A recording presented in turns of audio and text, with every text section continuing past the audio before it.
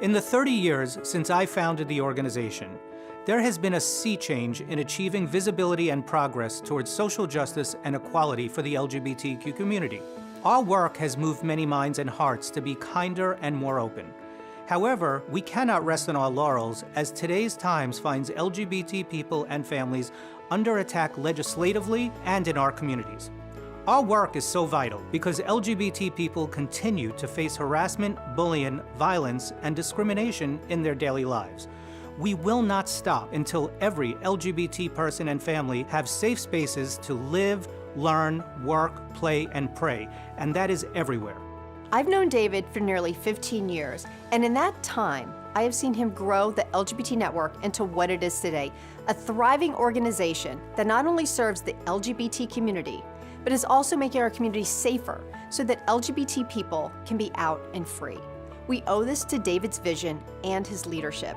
He does not accept any compromises for the LGBT community, and for that, we thank him.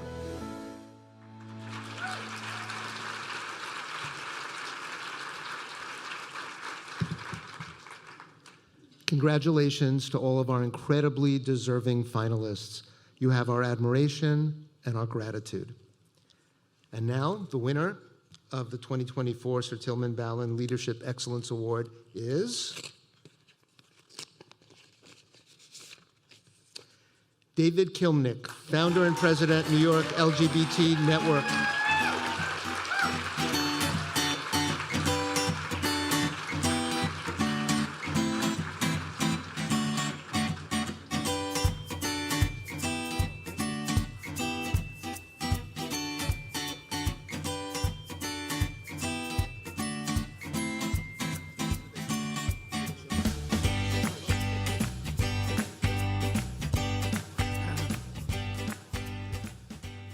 Oh, wow. Thank you. Thank you so much. And by the way, this is a real award. It's heavy. So, so thank you so much.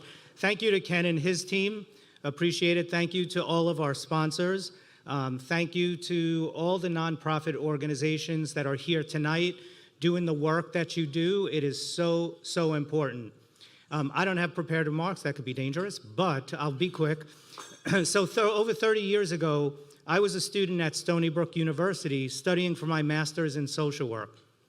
And when it came down to our last semester, I had to choose, we all had to choose, to either do a thesis or a master's project. And if I'm being honest, when I had a choice between doing a thesis, a big paper, and a project, I was like, hey, I'm gonna do a project so I don't have to write a paper. And the project that I did back in 1993 was to create a workshop, a curriculum, to go out into Long Island schools to talk about what it was like to grow up LGBTQ, particularly in the suburbs.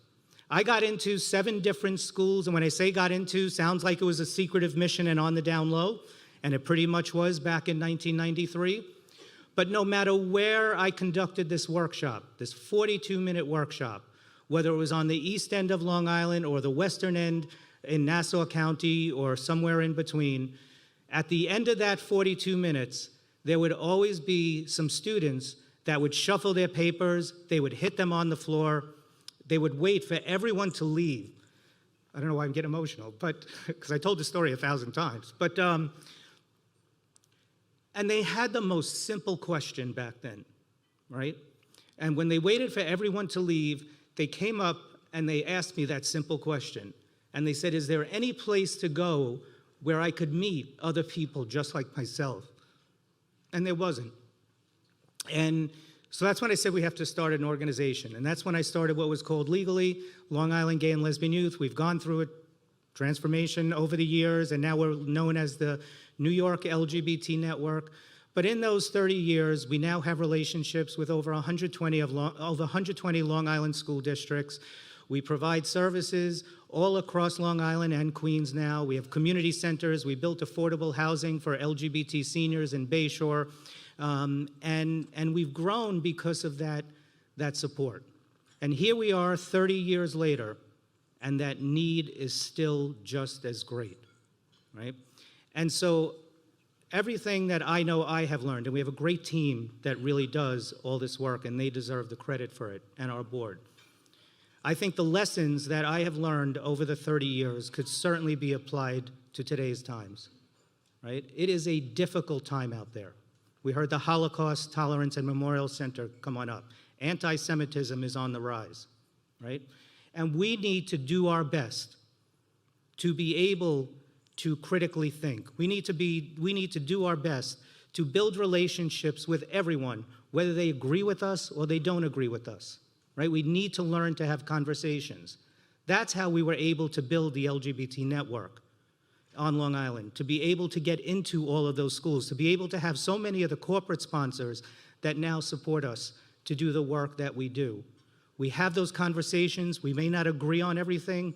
That's okay, because what we learn to do is to work together to make our Long Island a safer place to live, learn, work, play, and pray for everyone. And I give kudos to every single nonprofit organization out here.